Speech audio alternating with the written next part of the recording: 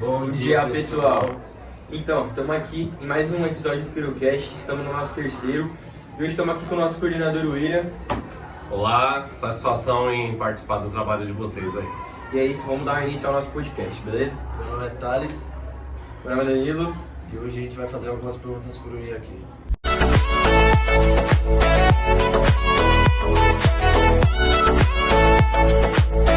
Bom, vamos para a nossa primeira pergunta. A gente queria saber, William, qual que é a diferença entre a rede pública e a rede particular? Você pode explicar para a galera que não sabe? Certo.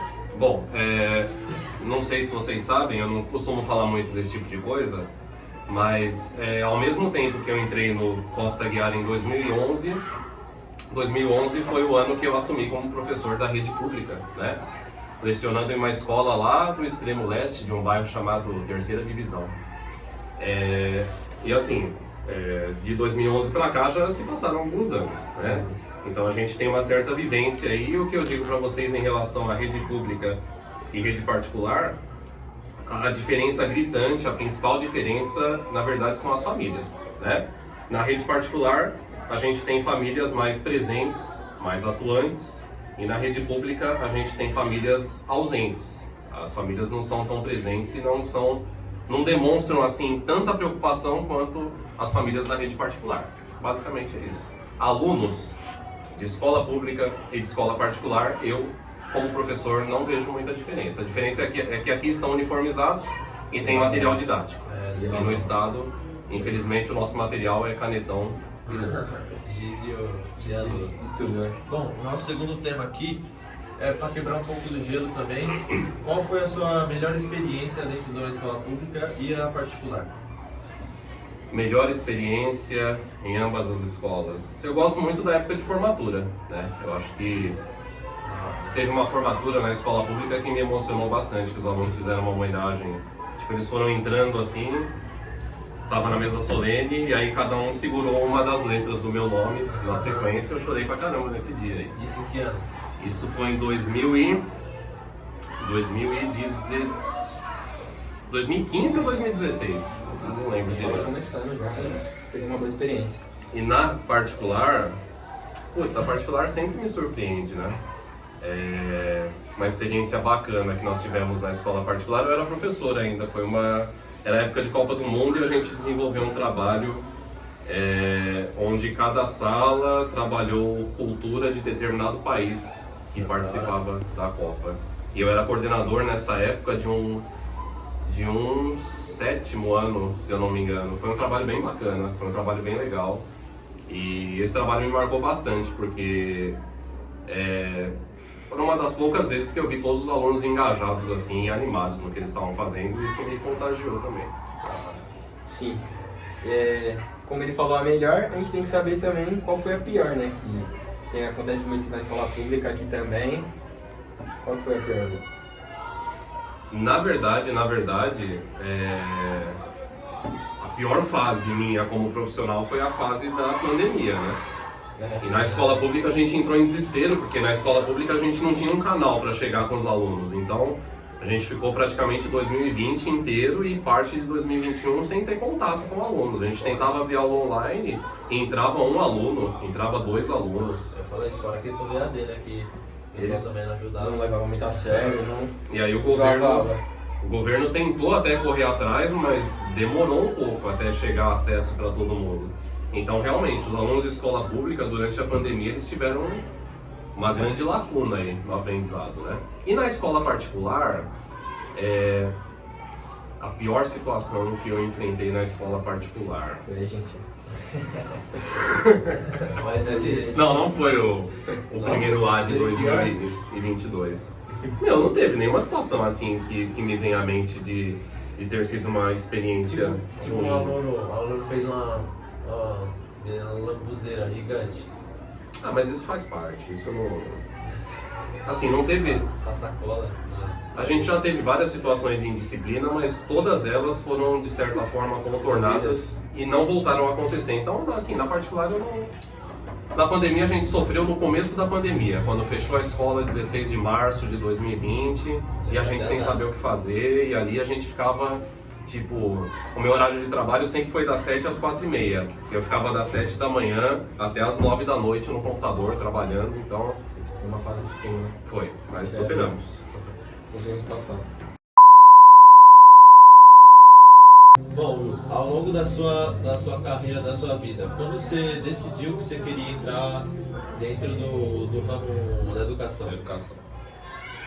Parece mentira assim, mas eu era molequinho e eu sempre fui nerdão em sala de aula. Eu sempre tirei boas notas em todas as matérias. Eu não era bom de educação física. Eu sentava na primeira carteira, eu era esquisito, então eu era um nerd clássico assim. E eu sempre admirei muito meus professores. Então desde pequeno eu sempre quis ser professor. Tanto que, quando eu tava lá na primeira série, que hoje em dia é o segundo ano, né? Um dos presentes que eu ganhei que eu mais curti assim foi uma mini lousa com um giz em sala de aula pra ficar brincando. Você sempre curtiu, então, você querer ser professor ou Sempre admirar quis. o trabalho dele, né? Sempre. Como você chegou à coordenação? O cargo que você tá? Então, entrei em 2011 como professor de inglês Aqui no Costa, né? aqui no Costa. E aí fiquei 2011, 2012, 2013 e 2014 como professor, desde o Fundo 1 até o ensino médio. E aí, eu acho complicado falar isso, porque parece que eu me acho, né? Sei lá. Fui convidado para ser coordenador e aceitei. Observaram que meu trabalho estava sendo bacana e me chamaram para coordenação. Por mérito, né, velho? Trabalhou, teve um trabalho bom. Aula com o Will, dando inglês. Mas agora, de você assim, você que é um cara experiente, tá há bastante tempo, qual dica que você tem assim para quem quer começar nesse ramo, quer fazer a faculdade de pedagogia, para iniciar nisso, né? Primeiramente, hoje em dia a faculdade de pedagogia é uma das mais acessíveis em termos de valores, em termos de exigência de vestibular e assim, primeiro você tem que se perguntar se você é um cara que gosta de criança, né? Porque infelizmente a gente tem muito professor formado aí em pedagogia que não gosta de criança. Tipo, como que você vai ser professor se você não gosta de criança, se você não tem paciência com criança, né? E assim, a profissão de professor é uma profissão que marca demais a vida de uma pessoa. Então, tipo, se você é um professor zoado, principalmente com os pequenos, você faz com que esse moleque, pro resto da vida, ele se comprometa e ele enxergue a escola de uma maneira negativa, entendeu? Então, para ser professor, tem que gostar muito de criança, tem que ser uma pessoa paciente e tem que curtir e tem que ter em mente que a tua profissão ela é muito importante. E assim, sei lá, o meu recado para quem pensa em fazer pedagogia, faça a diferença e seja o melhor. Porque é uma carreira muito bonita, é uma carreira que é tirada, todo mundo tira o professor, né?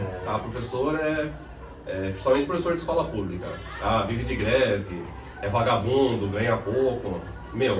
Se você vai fazer medicina, ou se você vai fazer letras, ou se você vai fazer pedagogia, se você se dedicar e for um bom profissional, você vai ganhar dinheiro, porque o dinheiro é consequência, né? Bom, você como um coordenador, você já enfrentou muitos desafios, né, no seu cargo. Qual foi o maior desafio que você pôde enfrentar? Você falou do EAD, não sei se é o seu maior desafio. Enquanto coordenador, Tirando a vida de professor assim, como coordenador aqui dentro da escola, Porque é um cargo que recebe muita... um trabalho, direto bater na porta aqui, Fica 10 minutos só. vou ficar 10 minutos aqui na sala. olha, eu vou citar a turma de vocês então, velho. Aí, ó. Primeiro ano A era uma sala que me deu bastante dor de cabeça no ano passado. E assim, por várias vezes eu fui até o primeiro A e conversei com alunos no individual, puni alguns alunos. Eu não gosto de usar o termo punir, né? Mas enfim, tive que chamar pai e tudo mais. E a sensação que eu tinha era, putz, eu vou ter que ir até o terceiro médio com essa turma. Desgraçado. Terno desse jeito, aguentar eles até o terceiro ano. E aí, tipo, sei lá, chegou 2023 e a turma melhorou. Então, assim, eu olho pra trás e falo, putz, valeu a pena me desgastar, né? Porque a turma deu uma acalmada e agora os professores até elogiam a sala. Então, um dos meus maiores desafios foram vocês, tá? Conquista aí. Conquista pra gente. E outra aqui, quando você estava trabalhando nesse meio aqui, você já pensou em mudar, ir para outro trabalho, viu que estava algo meio difícil, já pensou em mudar?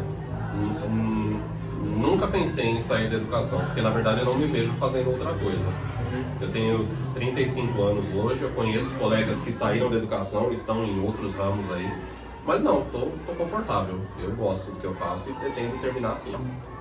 Bom, como você consegue conciliar essa relação de coordenador e aluno sendo uma forma muito amigável? Tá. Eu parto do pressuposto que o aluno ele só vai me ouvir se ele gostar de mim. Então, tipo, se eu for um cara arrogante ou autoritário e o aluno criar uma antipatia comigo, ele vai fazer coisas para me afrontar. E não...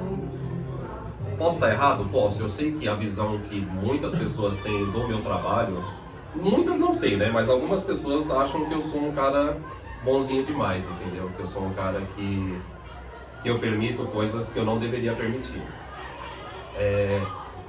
Porém, eu tenho a minha filosofia, e a minha filosofia é essa. Eu acredito que eu tendo o aluno como um cara que me respeita pela relação que eu tenho com ele, é melhor do que eu ser um cara autoritário. Tanto que, para eu aplicar advertência ou suspensão, é só em casos extremamente graves. Eu prefiro chamar o cara aqui e trocar ideia, mostrar para ele que ele está errado. Sem envolver pai do jeito que você fala, né?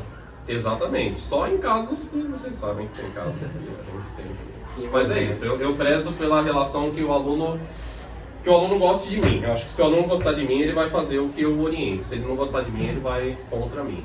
Não sei se eu estou certo ou se eu estou errado, né? Lá na frente a gente vai ver.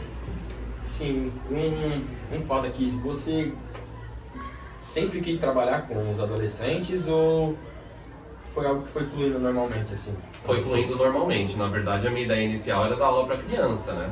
Eu sempre tive ideia de adolescente como pessoas difíceis de lidar, assim. Mas hoje, eu prefiro lidar. Eu prefiro os grandes. Os grandes é mais fácil, né? Bem mais. As crianças dão um pouco mais de trabalho, né? Requer muita Ou energia. não, né? Ou não. Ou não. O adolescente tá... Adolescente também é meio complicado.